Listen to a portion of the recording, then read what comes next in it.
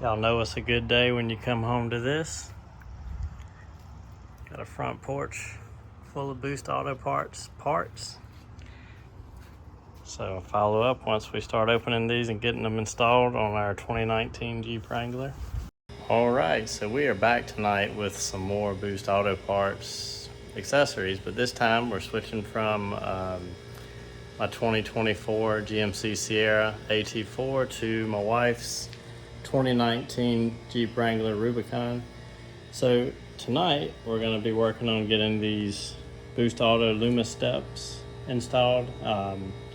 Just another shout out to them for sending such great parts out. Probably more excited about these than I am anything I've put on my truck so far. As you can see, we're currently running some rough country side steps, which they work fine, but you know, my wife loading, we've got 2 kids to put in the back of this, and loading kids, she has a tendency of hitting her shin or her knee on these steps, and these are just, to me, just a step above what we had, literally a step above. But I opted for the custom padding that they offer. You can get it in hexagon. I think they had like a triangle design. There's 3 different designs, and I believe 3 different colors. I went with the red to match the Jeep, and then that whole strip on the edge right there is a light. So I also have the sequential turn signals in these. Just really excited to get these on. I went ahead and got a head start on everything. I started laying out the brackets where they need to go. Got the old step off on this side. Once again, Boost Auto Parts does an amazing job of walking you through the install on these. So I'm not gonna go exactly step by step because I'll link to their video and just show everything that they have step by step. I can't do it any better than they can, so mainly just gonna show you what these look like after we get them installed and wired up, and let's get started. All right, we are ready to get started with the install. As you can see, I've got all of my brackets already laid out. Went ahead and did the passenger side just to get a feel for it, and install was very easy. I'd say to get the board mounted and the brackets mounted, 15 minutes tops, and then we'll just have to wire them. As you can see, I've got a very neatly organized tool tray here with all of my nuts and bolts and washers separated out, but we're going to climb underneath and I'll show you how to mount these brackets. They're all labeled for driver's side and passenger side, front, center, and rear. So I don't know, this is probably not the best camera angle. I'll see if I can get it a little bit better without you being right in my face. So we'll take another one of these with the lock and the flat washer. Got our center primary bracket. I'm just gonna hand tighten that. So I'm really excited to see what these are gonna look like once I get it fired up. It's gonna have the sequential turn signals all the way down the running board, along with a white running light. It'll just be a cool feature. So far I haven't seen these on any, I mean there's tons of Jeeps in our area and I've yet to see these running boards. So that'll be a nice addition as well. And we'll also be following up soon with the Boost Auto Parts trail mirrors that they're actually building right now. So we'll be following up soon with a video on those as well. So I went ahead and got all of my nuts and bolts set up so that you wouldn't have to wait on me to set washers in. If you have access to a lift, this would just make this that much easier. You're not laying on your back on a creeper. Fortunate my dad has a lift, but that's an hour and a half or an hour away from me, so it's just as easy for me to do this on the ground.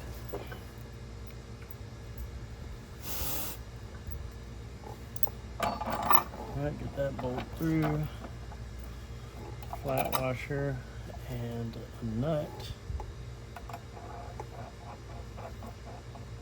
So I'm not going to bore you with the details. I'll go ahead and get this rear set of brackets mounted. It's all the same process for all three of these, and then I'll follow up when we're ready to start setting the board on the running board on top of here. Now that we got all the brackets lined up, I've gone down and snugged up every single one of them once I made sure everything was straight. So as I mentioned before, they're all labeled. You can see right here, DC, that stands for driver center. So that's the center bracket. And then we have the rear bracket back there. So what you'll want to do is turn your board over. The kit comes with packages of nuts and bolts and all your hardware you need. So you see these squared off, I guess, T-bolts. You slip them right in here, slide them down the track to about where your brackets will be. You'll want to do 3 on each side. We'll get these all lined up once we flip the board over top.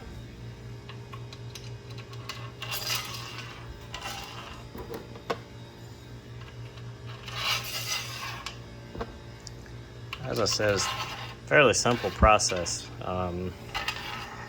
If you got a few hours on a weekend, there's not much to it to knock it out. So let me go ahead and get 2 hands back, and we'll flip these over on top of these brackets. This is going to be easier climbing underneath, I'm sure, but go ahead and get this set up here.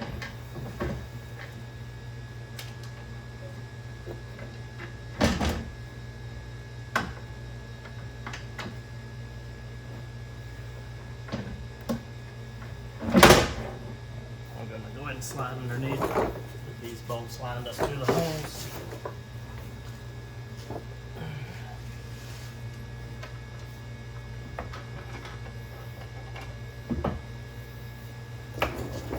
Got lucky on the middles, they dropped right in. And the back. I won't be able to do that again. Alright, and then the hardware kit just came with some flat washers, some lock washers, and some nuts. It's all pretty straightforward. Put your lock washer on first, then your flat washer, then your nut. Get these exactly where you want them lined up, and then snug them down. Okay, so we got that mounted on the brackets. Here's a sneak peek of what we're working with. I really like these compared to what I had on here. So I had some rough country side steps. These got padding on it, that's nice. The lights are gonna be really nice. So now that the hardware is mounted, now it's time for the fun part, the wiring. So let's pull out the wiring harnesses and see what we're working with. One's favorite part, it's time to wire everything. So this will be our passenger side harness because it's got the positive and negative ring terminals on it. This is our driver side harness. These are the plug and play adapters for each side for the turn signals. So we'll get started with the passenger side first. And as I said before, Boost Auto Parts does an excellent job in their install video. But basically, we're going to want to take that trim clip out, and then there's 1, 2, there's 5 bolts in here. I've got to find them all, but 5 bolts that we'll be removing. They're 10mm. There's another one there. Let's see, 1, 2, 3, 4, and the 5th one somewhere in here. So we'll walk through this and get this inner fender removed. Actually, we're going to start by snaking this harness down through the engine bay. You take the 2 ends with the black and red clips, fish it down through to the bottom side so we can plug into the running board itself. Really quick, I mentioned the trim tab inside the inner fender. One great thing to invest in if you don't already have them is a trim removal set like this. I actually got this one from Advanced Auto Parts, I believe, for less than 20 bucks. They're pretty heavy duty plastic, so hopefully you won't scratch your vehicle. I had to buy these for another install of the Boost Auto Parts fender marker lights on my GMC Sierra, so once again they're coming in handy. So we'll snake this down through here first, and then we'll continue with the fender removal on the passenger side. Thing that I should invest in, as much as I do this kind of stuff, but I have not, is a fish tape. So in this case, I just used a straightened out clothes hanger, tape the ends of the wires to it so that you can snake it down through here and pull the wire all the way through. So come down to this bottom side and pull that through. Hope to not get snagged up on anything.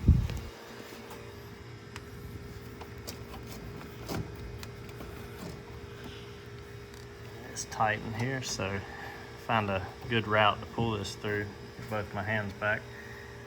All right, we got this pulled through. Now we take each of these, which they're different sizes, and plug them in. They'll snap in place.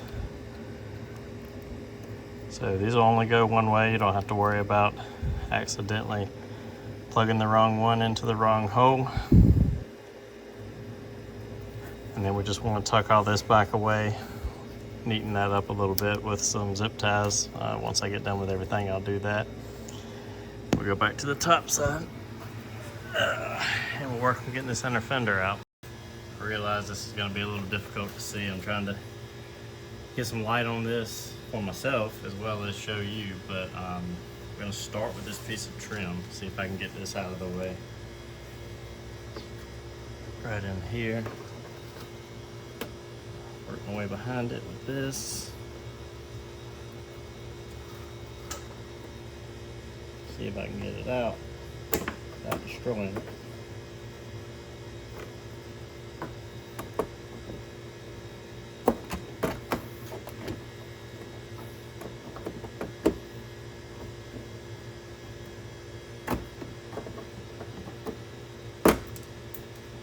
I just killed that, so we'll see if we can put that back together. And then the rest of it is, like I said, 5 10mm bolts. See if I can get in here with this.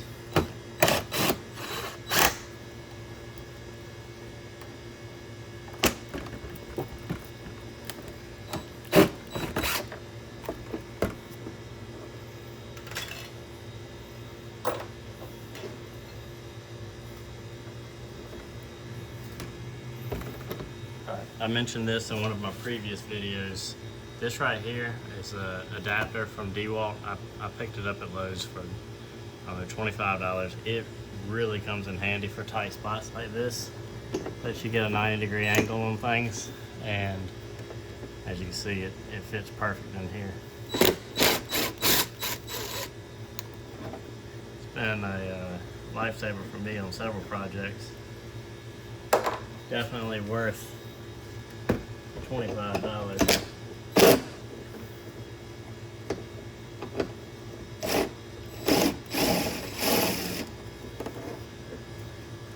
That's 3 out of the 5. And there's one hidden in this access hole up in here. And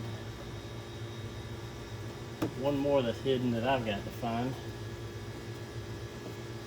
And then we'll be on our way to getting this out of the way. I'm going to see if I can move the camera to give you an idea of where this is, but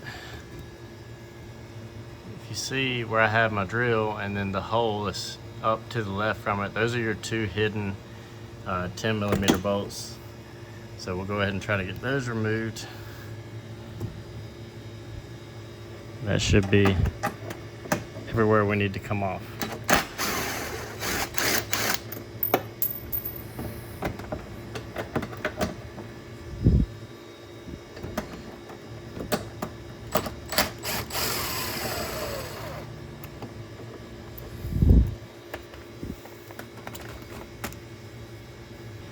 Now we should be ready to separate this fender. It's actually the whole fender, not just the inner fender, away from the body of the vehicle. So I'm gonna see if we can get that done. I have people ask me all the time, how do you know how to do that? How do you do that? Well, I don't. I've never done this before. Never put a set of these lighted running boards on. Never taken the fender off of a Jeep Wrangler. So I'm learning right along with you. All right, so as I suspected, you just have to use sheer force. It's held on by a series of clips all the way around. So let's hope we can get this off without breaking any of these clips, because I don't have any extras with me. So I'm just gonna grab a hold of it. Something broke. Let's see how the rest of this goes.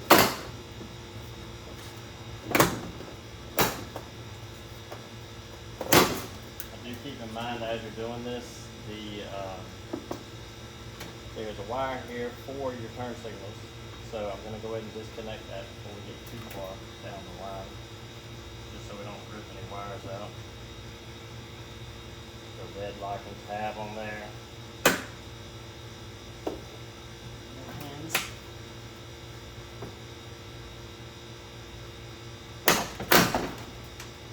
So I just managed to break several of these clips. We're going to see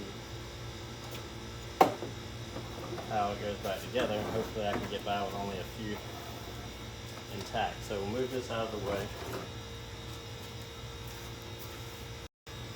Alright, so now that we got everything unplugged, got everything cleaned up, we're going to get our plug and play adapters. They're identical, so you use either one for passenger or driver's side. Those are going to plug in right here where the factory harness was. So we'll go ahead and get that plugged in here. Put that red clip over. Then you're going to go back to your harness.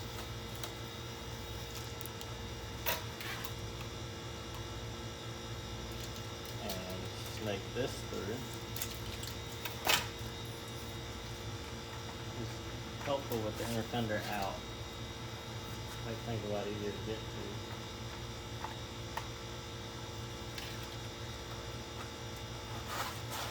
And once you get that through, plug those together. Alright, now that I have all that cleaned back up, I basically took all the clips out of the body, reinserted them around the fender. The few that are broke, just redistributed where they go so that hopefully this won't be flopping around. But now you take where Boost Auto Parts harness hooked into the factory plug, you take the other end and connect it up here on the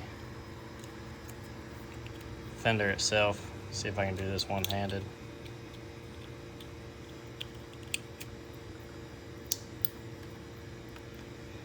Alright. And we'll flip this red lever, lock that in place. Now just press the fender back on, line up these holes, and I've already taken and zip tied this to where it's kind of out of the way. I'll do the same with this before I put it all back together, and then we'll move up here and start wiring everything back together. Alright, now it's just time to wire everything up. They did send a decent amount of extra harness, which will wrap up and zip tie out of the way. But I'm assuming this is for rock light functionality, which I didn't opt in for. The rest of it's just as simple as positive and negative. So I'm gonna break my 10mm back out.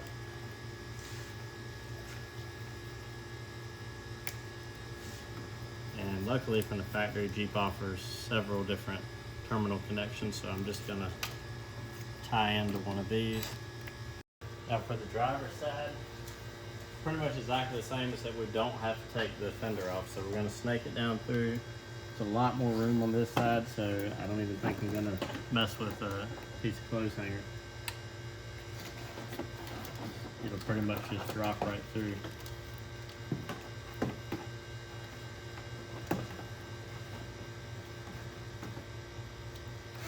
And same concept of plugging it in on the bottom side. On our plug and play module, that's going to be right in here. I'm hoping I can get to without having to disconnect everything. It's tight, but basically you just have to unclip the red clip in here. I'm going to take the rest of the wiring harness. There's only one clip on here, or one plug. plugs into the other part of the plug and play module. Make sure it clips in place. Hey, so I just learned something. Earlier on this passenger side harness, I mentioned that I thought that white plug was for rock light functionality. It is not. That is actually what supplies power to the driver's side. So I've just got it temporarily hooked up to show you, but you're gonna have to run that male end from the driver's side and plug it into the female end of the passenger side in order to get power over there. So as you just, maybe I missed it in the Boost Auto install video. I don't remember seeing that. So that's just one thing to keep in mind, is you do have to connect those two sides. So what I'm gonna do now is run that correctly, kind of get it out of the way, tidy everything up with some zip ties, and call it a day on this. I will follow up when it gets dark. And once again, thanks to Boost Auto Parts for these awesome running boards. It's really gonna step up the look of this Jeep. My wife is tickled to death with them. She loves them.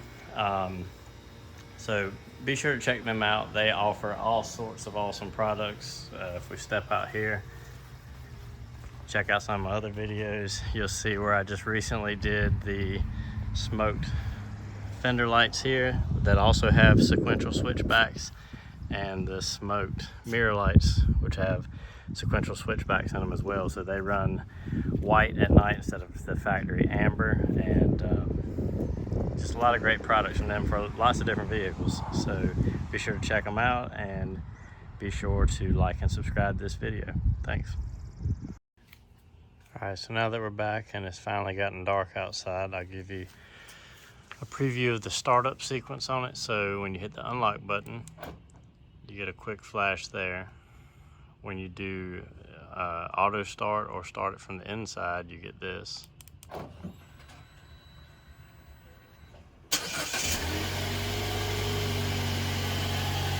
Which is pretty cool. And then anytime your headlights are on, with these particular ones, it runs white on the sides. And then, as I mentioned before, you get amber turn signals.